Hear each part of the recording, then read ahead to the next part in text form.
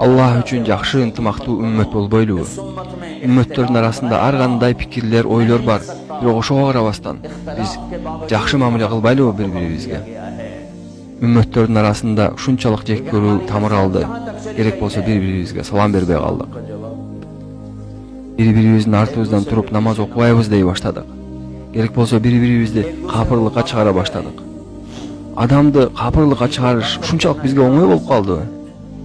Капыр деген сөздү тереңирээк ойлонуп көрсөңөр, Пайгамбарыбыз саллаллаху алейхи ва саллям капырларды дагы кучактаганга үйрөткөн бизди. Капырларды четке каккыла деп айткан эмес эч жерде. Эстесеңер, Абдуллах ибн Убей. Ал капыр гана эмес, эки жүздүү мунафык болчу. Тозоктун 7 даражасы бар. Жаханнам, Хутама, Лазза, Сайир, Сакар, Жахим, Хауия. Эң төмөнкү тозок бул Хауия. Ал жака керек болсо Абу Жахилге окшогон бутка сыйынгандар түшпөйт экен. Абу Жахил Жахим деген жагына түшөт экен. Эң төмөнкү жагына 200дүү мусулманмын деп элди алдагандар түшөт экен.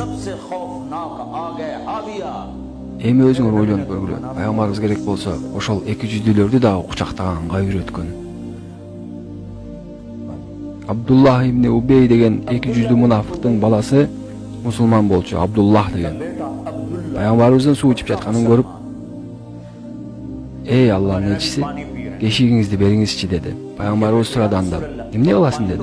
"Мен атама бир ичирейинчи" деди. Балким ушунун себебинен Аллах Таалам хидаят берер жүрөгүнө деп суранды. Пайгамбарыбыз берди. Ал сууну алып барып атасына бергенде, атасы сурады. "Бул эмне?" деди. Дегенде айтты. "Бул Пайгамбарыбыздан калган кешик суу" деди. "Ушуну ичиңизчи. Балким Аллах Таалам ушунун себебинен сизге иман берер" деди. Ал ойлонуп туруп айтты. "Барып мага сөөнүн сийдигин алып келчи" деди. "Ошону ичишим мүмкүн" деди. "Бирок мону мен ичпеймин" деди. Аны укканда баласы аябай ачууланып, "Эй Алланын элчиси" деп Аллахтын элчисине келип кайрылып жатат. "Уруксат бериңизчи, мен ушул кишини өлтүрүп салайынчы" деди. Эми өзүңөр элестеткиле, баласы сурап жатат. Атасынын башын алып салайын деп. Жок деди Пайгамбарыбыз. "Ал сенин атаң го" деди. "Атаңа жакшы мамиле кыла бер" деди. "Анын үстүнө элдер да мусулмандар жөнүндө жаман ойдо болуп калышпасын" деди.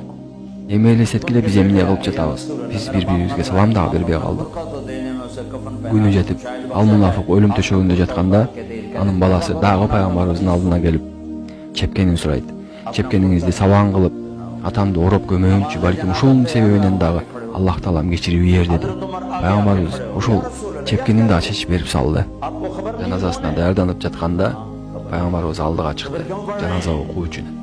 Умар радиаллаху анху Пайгамбарыбызды тосуп чыгып айтты: "Я Расулуллах, ушунун жаназасын окуган жатасызбы? Сиз билбейсизби бул ким экендигин" деди. "Ооба, мага кабар келди. Жараткан Аллах Таалам канча жаназа окусам дагы кабыл кылбайт экен. Мен баары бир окуп көрсөм деп жатам. Балким Аллах Таалам кечирип ийер." Аллах Таалам айтты: "Сен 70 жолу жаназа окусаң дагы кабыл кылбайм" деди. "Бирок эгерде Аллах Таалам айтканда 70 жолу жаназа окуу кабыл кылам десе мен окумакмын" деди. Ошентип аны дагы көмүштү. Анан Пайгамбарыбыз негедир чыгаргыла муну кайра деди. Сахабалар чыгарганда Пайгамбар саллаллаху алейхи вассалам оозунан шилекейин алып, анын оозуна салды. "Я Аллахым, кечирип койчу, ушунун урматына жоктогенде" деп суранды. Ошону көргөн 100 мунафык ошол жерден дароо динди кабыл алды.